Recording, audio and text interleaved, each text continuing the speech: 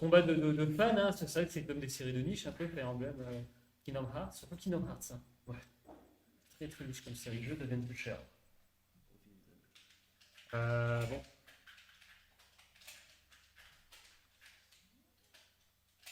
C'est que Game on a appelé. Attention là pour un petit peu pour Chrome, c'est moi Mojin qui a réussi en tout cas à se répéter la situation.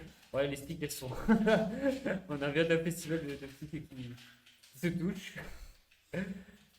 Ouais, pour l'instant, il y a Sora qui est en dehors du stage. Mais bon, c'est Sora, donc il peut remonter très facilement. Sauf que là, atterrir sur la plateforme, et ben, ça s'expose au repère de Tony. Donc là, hop, on est déjà à 84% contre 35%. L'écart n'est pas grosse, mais en tout cas, ça confère un avantage à Chrome. Là, du côté de Sora, on a la foudre qui est prête.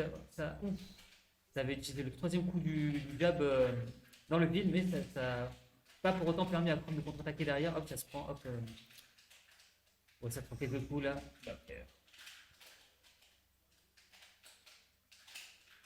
Ouais, ça enchaîne les roulades. Ouh, d'un petit peu up smash. Tout combo. Ça a effectivement été fatal. Combien de stocks de perdu pour Tony? Ah, Doncic qui propose des conversions quand même derrière. Bon, attention, on a réussi à placer un forward d'air. Ça met sur dans le stage, mais bon, il n'y a pas d'inquiétude. Hop, le grab qui est bien trouvé en tout cas. Le bruit des manettes. ça ajoute un style. Oula, pourquoi les pourcents grimpent. Les pourcents. Ouais, ça a tradé tout. 84% quand même du côté de Chrome, donc c'est quand même assez élevé les dégâts. On a parlé de Tralbé Glacier en tout cas de Sora. On a échappé en tout cas au up smash. Oula, ça jongle. Ouais, un peu en danger. Ça va, ça revient. On est parti en dehors du stage, on s'est mis en danger, on s'expose. Non, on utilise plutôt l'air dodge plutôt que le B. Le B, ça peut être extrêmement. Ça aura un contre. Hein. Ça aura un contre. Donc, ouais, voilà. C'est de ça dont je parlais. Non, il survit. Il survit pas. Dommage. Ouais, ça, c'est pour le glacier. Dernière stop en tout cas du côté de Chrome.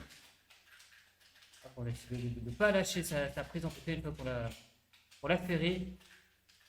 Et attention en tout cas au mur de Sora, le brasier qui pousse le dash attack qui a réussi à être trouvé.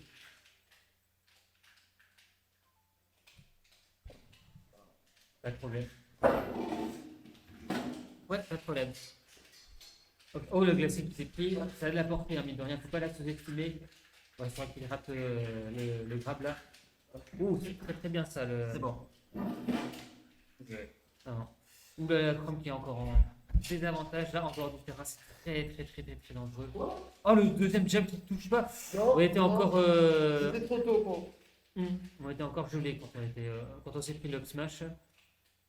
Ouais, c'est vrai que ça aura moins de sueur froide que Chrome hein, quand il est dans le stage. Ah, effectivement, le jab qui pouvait donner un backer, sauf que le Sora était quand même trop loin.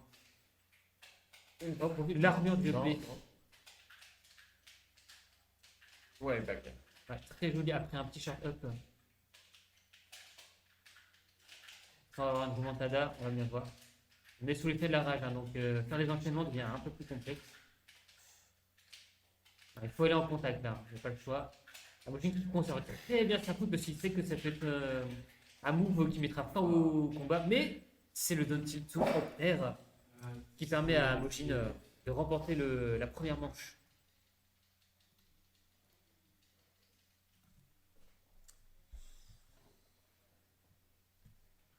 On peut un petit peu baisser la diffusion du micro. Ouais, non.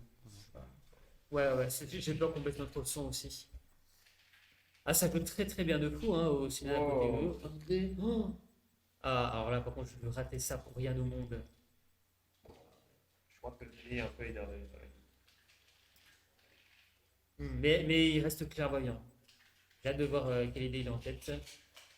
Arrivé, effectivement un projectile contrairement à Chrome. Oh, c'est pas mal ça. Ah oui, mais dans RD, il a pas mal de portées, mine de rien. Faudra s'assurer que sa taille, en tout cas, ne soit pas un désavantage pour lui. Ah, c'est ça, la portée. Quand on regarde effectivement Tony Jorillet, on voit qu'il a une portée assez magnifique, mine de rien. La Mojin qui effectivement est acculé. Ah oui, le compte effectivement qui a bien fonctionné. Hop, le side B qui est trouvé, bon ça met pas KO, hein, les pourcentages n'étaient pas encore assez élevés. On utilise le neutral B pour essayer de mettre un peu de pression lors de sa remontée. Bon, sans relais qui est un peu qui est assez distant, parce qu'il était perché sur une plateforme, donc on est plutôt vulnérable à cet endroit-là. Ça l'a acculé jusqu'au bord du stage. La logique qui trouve ça bien. non. Oh là là, là par contre. Aïe aïe aïe. Les ailes traversent le terrain. Les ailes traversent la médaille. C'est dégueulasse. On a assisté effectivement au contre, je crois. Oui. Oh, le backer qui a été bien placé. Ok, donc deux fiches restantes chacune. Alors, on est sur la plateforme. C'est vrai qu'il en profite bien. Hop, il met en dehors du stage. Le sideway qui n'est pas trouvé. En tout cas, très bon enchaînement de la part de Sora. Hop, donne throw. On met Sora en dehors du stage. Mais bon, c'est moins. C'est pas très bon pour lui. Il est dans son élément, Sora. Le smash qui a été tenté, mais Amogin n'est pas rentré dedans. L'attaque get up active. Il sévèrement puni. On est retour en dehors du stage. La roll qui ne fonctionne pas. Aïe aïe aïe, le grab qui ne fonctionne pas. C'est vrai qu'il parvient à mettre la pression. Et cette fois-ci, c'est le grab qui est trouvé. Le smash qui a été esquivé. Un peu petit neutre à l'air. Encore une fois, dans le timing n'a pas été bon. Hop, qu'est-ce qu'on va faire? C'est vrai qu'il est perché au stage là. Bon sens, les pourcents sont les mêmes, hein, mais bon, rappelons qu'il y a une vie en faveur pour Amogin. Petit combo. Ça a esquivé le flou en tout cas. Ah, la flou plutôt. Il y a down tilt, ouais, qu'est-ce que tu vas faire quand tu prends un down tilt? Ok, ça remonte, ça redescend plutôt, ça atterrit même avec un back air. Hop, c'est effectivement, on va essayer de gêner le plus possible la remontée. Avec pas quoi que ce soit pour enchaîner derrière. Le contre, On est raté. ouais, dash attaque qui envoie très loin, ça s'est pris la foudre. Troisième foudre. Allez, Tony. Sors ton Roy. Nous avons Amogin hein, qui remporte sa deuxième manche 2 fois d'affilée. Je pense qu'on peut l'autoriser, allez. Le cocksucker. Bah, dans le contexte, allez, Ouais. allez, je sais que. Allez, je t'autorise, Naito. Mais attention, ouais, ma seule autorisation. Là, voilà. Tony est donc. Je demanderai. Ah bah oui, là, le reset s'approche. Hein. Maintenant, on a sorti le Roy. On va voir ce que ça va donner, tiens. Ouais. Attends, je suis Ouais, vas-y. Bon, ça part sur du champ de bataille, donc un qui peut être intéressant pour Roy. Fais-nous une analyse de Roy là, IDR. Donc. Alors, analyse de Roy LDR. La Roy va devoir s'approcher, franchir le barrage de Keyblade pour pouvoir vraiment optimiser les dégâts maximum.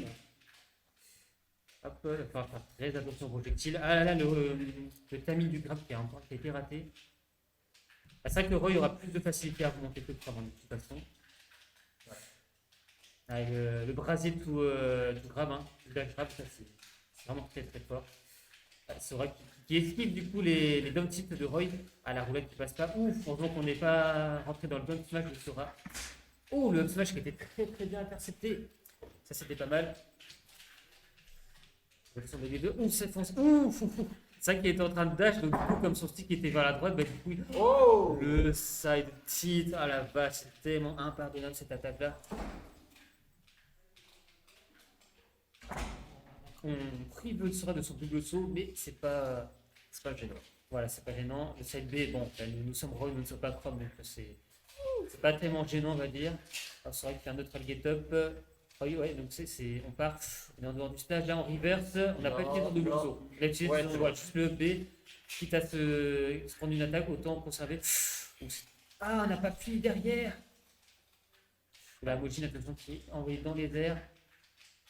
Ou le glacier, non, ça arrive avec le glacier, il peut continuer à se déplacer dans les airs, hein, c'est une bonne feinte. Le B, la Mojin qui rate sa contre-attaque.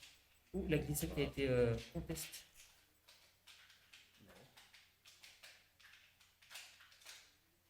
Oh là, le début du smash qui a trade avec une attaque de Sora, ça va permettre de se protéger. On est à 166 de dégâts. Oh, très très bien visé de la part de Tony.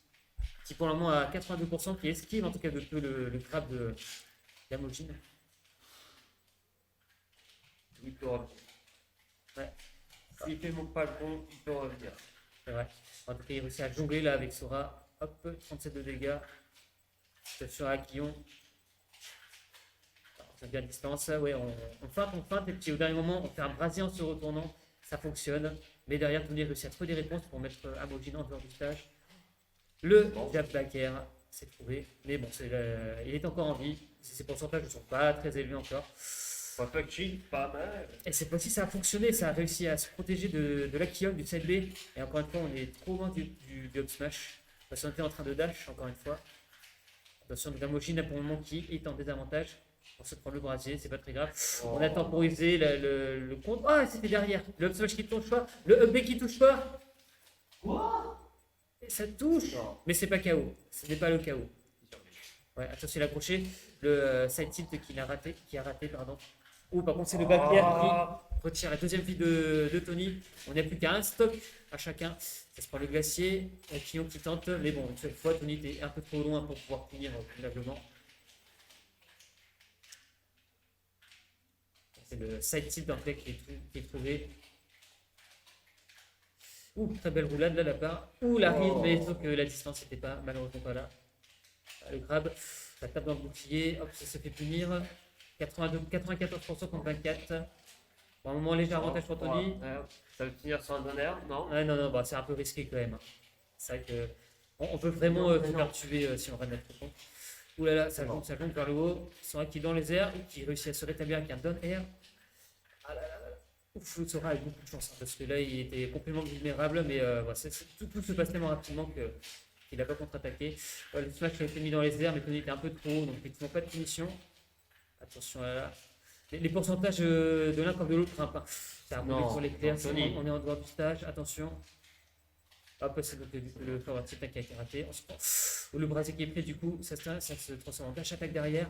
On a XCP au down au back air. Le up throw qui ne met pas fin au match. Pour l'instant, Sora qui est en dehors du stage. Le down type 2 qui est trouvé, mais Sora a encore des options. Non. Ah, ouais, ça a été raté. Ah, ça oui, fou le back air, Tony. Eh bien, nous avons un reset. Le reset de cette Arena édition 3. Encore un BO5, je crois, si je ne me trompe pas. Ouais. C'est encore un BO5. Ok, très bien. Et bien, du coup. Ah ouais, Nico, il y a les setups à ranger donc. C'est BO5 toujours le reset. Ah oui, tout le temps. Ok, très bien. Bah, tant mieux.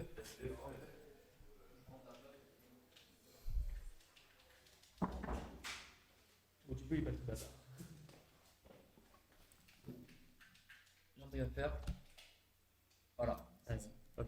On est bon. Non, je voudrais le commenter au gars à côté là. Et du coup, on est parti pour alors le reset de DNF Amogin face au joueur rebelle Tony Klakos. Donc cette grande finale de l'Athéna. C'est parti sur PS2. Alors j'ai vu que Amogin avait 2-3 petits confirmes, il était resté sur le Sora. Et que Tony Klakos avait un peu troll dans le sens où il avait pris Ridley et Chrome, je crois. C'est de ce que j'ai bien compris. Alors, effectivement, son premier match c'était Chrome qui avait subi une défaite. Après, est-ce que Ridley était d'un troll? Je ne sais pas. C'était en tout cas le choix du deuxième match. Ça avait bien commencé hein, où Ridley réussissait à pas mal jongler avec Sora. Sauf que, en fait, quand tu es Sora, tu peux faire un contre sur le up B de Ridley et le tuer, quoi. Ouais, c'est sûr. Et du coup, je pense qu'il est reparti sur son personnage fétiche qui est donc Void. Je pense que Chrome dans le match-up ça devait peut-être pas marcher. Du coup, il est revenu sur le perso avec les cheveux rouges. Mais du coup, on est reparti sur PS2 et ça a l'air de bien marcher parce que pour l'instant, Tony Klakos a le lead. Et un lead de 30% certes, mais derrière, tu vois, genre c'est quand même retourné en situation neutrale. Mais derrière, il y avait une situation de ledge trap qui était quand même bien foutue. Et Tony remet Amogin en situation de ledge trap. Bien vu ça, le catch de la spot dodge, du coup, jab, back air, confirme de Roy, confirme plutôt en feu. On a eu quoi dans le chat? On a eu Netoru qui est passé. Bonjour Netoru, comment tu vas? On a eu Ayoya, on a eu Buisson. Alors, slash bracket, je vais le mettre tout de suite.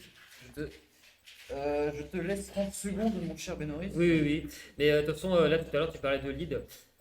Clairement, dans cet affrontement, le lead n'apparaît que quand il y a des stocks, une différence de stock. Ouais, une phase d'avantage finalement. Voilà, c'est ça. Tout à l'heure, tu parlais de 30% d'avance. En vrai, il se passe tellement de choses, ça peut aller tellement très vite. Entre Roy qui peut, comme tu as vu, un jab back air, Sora qui peut faire, comme il a très réussi à faire, faire un down tilt to up smash, ça peut partir très vite. Et c'est vrai qu'on peut garder des pourcents hauts, et gratter des pourcents derrière. Là, on voit que Sorek est vulnérable, mais Tony n'a pas été assez rapide. Mais non, le EP qui n'a pas réussi à achever Tony. C'est vrai qu'on profite un peu du plafond de PS2 qui permet à Tony de survivre assez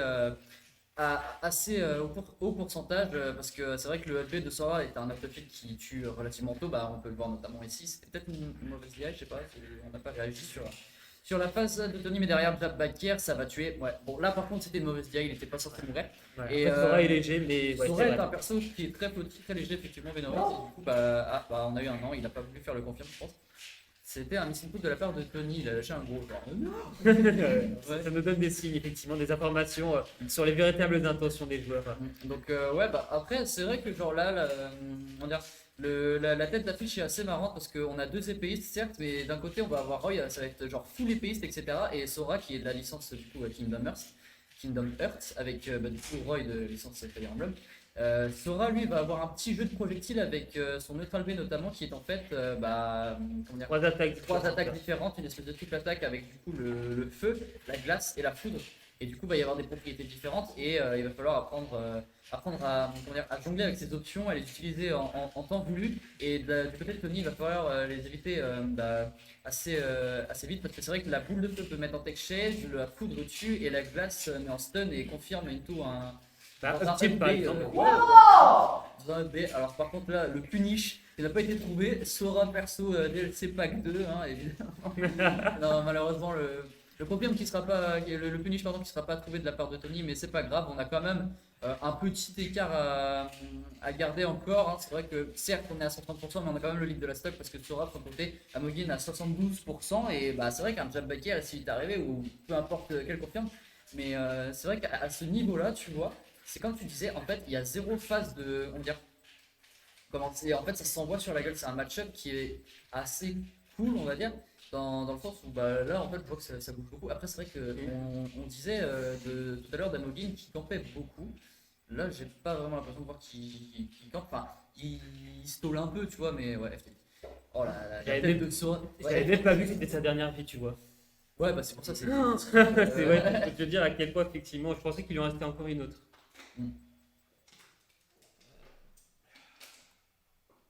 Et du coup, nous avons un 0 pour Tony Klakos. Qui n'avait pas pris de set en tout cas dans le premier set en fait de la grande finale. Et là, depuis le reset, effectivement, on a une première remontée. On va bien voir. Hein, toujours, aucun des deux ne lâche maintenant, hein, ça c'est clair et net. On retourne en tout cas sur PS2, en tout cas Sora contre Tony, contre Roy, pardon, je veux dire. Pour Roy, donc pardon, là il y a un. Ça, bon, on a eu un changement de skin de la part d'Amogin, peut-être que ça va provoquer quelque chose chez le joueur parce que pour l'instant Tony Klakos a donc une game d'avance. On le rappelle, c'est un BO5 pour la grande finale reset, c'est-à-dire qu'en fait Tony Klakos ou Amogin doivent remporter trois games, trois manches effectivement.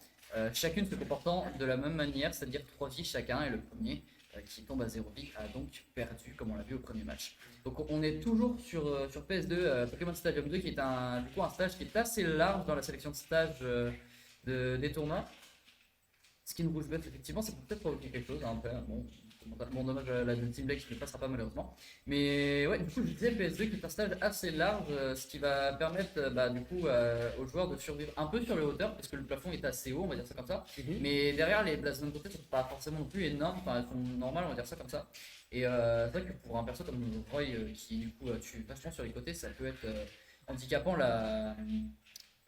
non, du coup, ça peut pas être handicapant tuer sur le côté, certes, mais du coup, il pourra pas tuer sur le dessus, c'est ça que je voulais dire. De son côté, par contre, Amogin va être certes handicapé parce que du coup, dommage, ouais, ça, il y avait une dodge in, je pense, et ça a fait dodge up, et du coup, en fait, il va totalement dans les pieds. Alors, aussi. Après, Roy, comme c'est un fast-faller, j'avais peur que même air dodge vers le côté, oui, peut-être qu'il était assez haut pour remonter. Mais après, Sora ne l'aura pas laissé faire, il aura clairement tenté de l'assassiner. Voilà le side B qui a moins de portée que le forward tilt de Sora. Des dégâts qui sont déjà grimpés à 100 alors qu'on a une vie de retard. Oh, dommage ça, le confirme neutralaire 1-2 into up smash qui aurait pu passer, ça aurait été vachement stylé de la part d'Amogin. Mais malheureusement, il n'en sera rien. Et derrière, ouais. Alors, on a pari into a B. Alors, ça s'appelle de toute façon unique. Mais Tony a une option qui s'appelle le F-Tilt de Roy qui est absolument safe sur le shield. Donc, ça ne sert à rien. Voilà, merci. Et c'était bien fake de toute façon. Ouais, bon. Ah Là, on bourre le B et puis tout de suite, ça se fait punir. Et Amogin, qui est un lead de 3 stocks pour l'instant. Hein. Je peux pas dire, mais pourquoi est-ce que je parle? Pourquoi est-ce que je parle en fait en ce monde? Pourquoi quand je dis un truc, l'inverse se produit? Je dis, ouais, Amogin il a le lead et tout, lead de 3 stocks peut-être, il fait instant river skill, je suis là, bon. Ah, fallait pas que ça arrive en tout cas, mais là, Ouais, voilà. effectivement, on a toujours un lead en tout cas de la part d'Amogin qui a réussi à le piéger en tout cas, enfin même, en tout cas qui punit bien en tout cas toutes les mauvaises interactions de Tony quoi. Le forward smash qui a été chargé mais contesté par une attaque contre. Qu'est-ce qui s'est passé? Il a fait un contre, mais comme Tony était trop bas, ça a contré dans le vide. Oh la vache, mais c'est vrai que la foule, donc il y a tellement de portée verticale, vraiment beaucoup. On est élevé dans les pourcentages, mais nous ne le sommes pas pour les filles, c'était très bien. Tiens, up air to dragon to ouf, non, on a. Ouais. C'est vachement fort ça, le fait de revenir au contre, parce que soit tu t'y attends pas et tu tapes dedans et du coup tu te fais avoir, soit tu t'y attends et tu fais une option derrière, mais c'est vrai que le contre, en fait, le timing doit être derrière, assez compliqué. Du coup, ça c'est chaud. Et derrière, d'un petit up smash qui va confirmer, et c'est la game pour Amogin. Un partout. Un partout. Dans cette grande finale. Enfin bref, j'ai beaucoup aimé le contre qu'il a lâché comme ça. C'est vrai que c'était un espèce de mix-up assez cool. Mais On était au milieu du terrain, effectivement, oui. ouais, et overall, les joueurs jouent vraiment assez bien. Je pense qu'ils vont rester sur les mêmes personnages. Ouais, c'est ça, c'est ça. Mais ouais, c'est assez cool en vrai, genre, à commenter. Je suis content de cette grande finale et ça a pas changé de skin, j'ai vu. Non. Non. Non, il est toujours en forme Vaillance, comme ça s'appelle. donc, Fort, mais d'ailleurs, je n'ai pas joué à Kingdom Hearts à part vite fait au 3, mais dans mon enfance, ouais, j'étais là, bon. Après, c'est le 3, non, c'est le 2 sur. PlayStation 2. Oui, voilà. Bah, le 1 et le 2, effectivement, sur PlayStation 2, et dans le 2, tu as un système de fusion, en fait, où l'un de tes personnages coéquipiers fusionne avec Sora, et ce qui a pour effet de changer sa couleur. Et en fait, la forme Vaillance, c'est une forme en fait, qui va surtout être spécialisée dans l'attaque. Tu n'as pas d'accès à la magie là, mais c'est une forme où tu vas pouvoir vraiment avoir accès à beaucoup de combos. C'est une forme très offensive, quoi. Et c'est pareil, ces couleurs bleues et jaunes, c'est aussi des formes de fusion dans le jeu original en tout cas.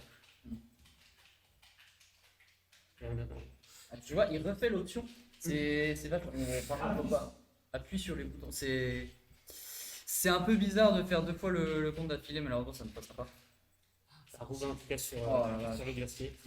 Après, je sais que c'était très risqué que Tony, en tout cas, ne tente pas de faire de contre.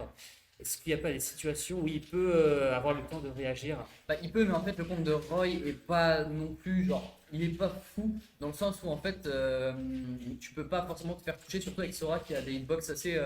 Tu vois, genre.